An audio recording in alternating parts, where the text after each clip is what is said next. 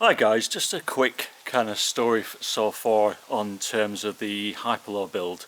If you've watched my previous videos, you know I had some issues, and during the process of diagnosing those issues, which actually turned out to be a bug in an earlier version of the Betaflight configurator, which caused air mode not to work on Betaflight 3.2. Before I realised that, I messed around with a few things. I wondered whether it was some vibration problem or possibly an ESC problem, and the quickest way for me to diagnose that was just to drop in a board that I was more familiar with, which in this case was the DYS F4. So as you can see, I haven't got the Matek F405 in the Hyperlow anymore. I've changed it over to the DYS F4, and it made no difference, but I've just left it in there because I couldn't be bothered to replace it again. So basically, in terms of changes that I made, I've put in the DYS F4, which has made some slight changes because the battery connectors on the DYS 4 are at the back rather than on the side. However, I much prefer this because this allows me to run a much longer battery lead. And when you're using this top plate, like so, I found the Matek board really irritating because this kind of second battery strap was always in the way of where the battery leads came out. So this way, with a longer battery strap at the back, all I simply do is pull it over and then wrap the battery strap around, which makes it a lot easier and a lot less faff in terms of installing your battery. The other thing that I did is I removed the 10mm standoffs and replaced them with 15mm, and I did that as part of working out whether I had a vibration problem, which I didn't. However, running the 10mm standoffs, because I was plugging in and out of Betaflight quite a lot, I found it quite irritating, quite difficult to get the USB connector in, so I've changed them to 15mm. It doesn't really make any difference other than the fact that the USB port is a little bit more accessible. So that is that. In terms of the frame, I've got to say I really like the frame. It's difficult to say whether this low stack makes a huge difference or whether it's just in my head. I haven't got another freestyle frame to compare it to like for like. But what I'm finding is quite often on most quads, when you come into a short turn, even on top mounted batteries, and you do that turn, quite often you have to throttle your way through it. So the quad will naturally want to sort of swing out, or swing out, and you kind of use the throttle to power your way around the corner.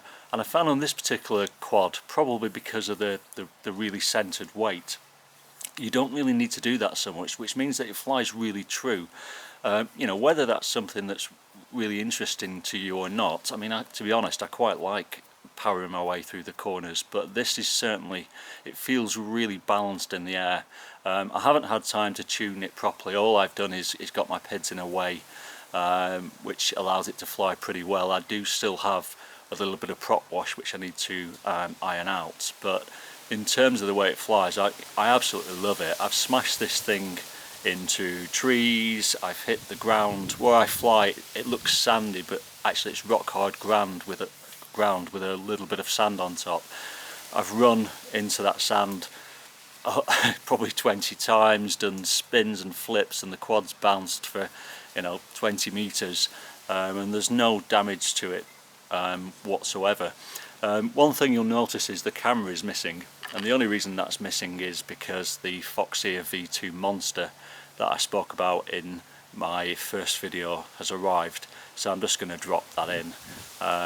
On that subject, the only reason I bought the Monster V2 is because it was a really crazy low price.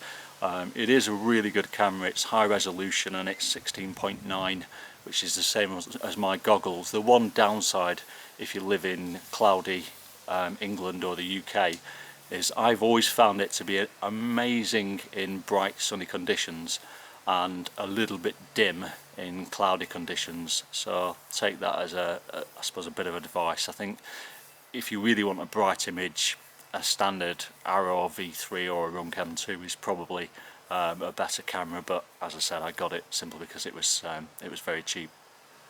So yeah, so that's where I am right now. I'm really enjoying flying this quad.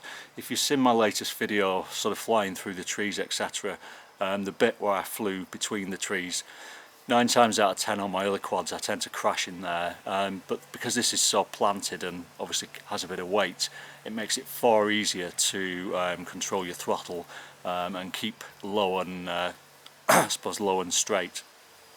So in terms of the acro trainer that I wanted, it's doing everything that I really wanted it to do.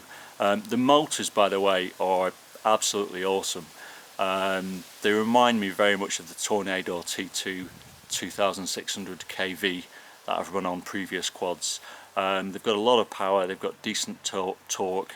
I mean, to be honest, of course, you always want more torque than any motor can give you on a heavy quad, but these are absolutely spot on for what I wanted, which was just a quad which was still fast enough, but you could fly close proximity without zooming up and down and messing with your throttle all the time. So for the 10 quid that they are, I really can't see that there's anything out there that can touch them with a barge pole.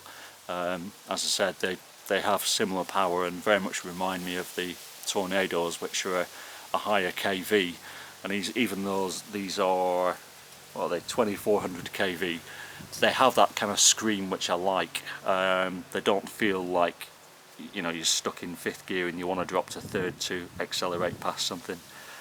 So yeah, so would I recommend this quad? Absolutely. Is the frame worth the money? Ooh, don't know about that. It's an expensive frame. I do like it. The one slight issue, and the one reason actually I forgot to mention that I did move to 15mm standoffs, is when you put the camera in, you can see this front bar which protects it really well.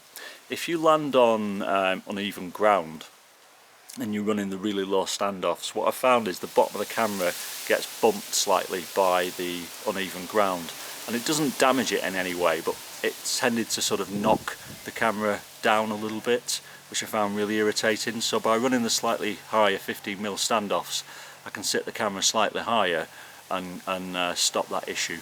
So anyway, I hope that was useful to somebody. It now flies great. Betaflight 3.2 is really good. It certainly eliminates a lot of the issues of 3.17. Yeah, and happy flying. Cheers guys, thanks, bye.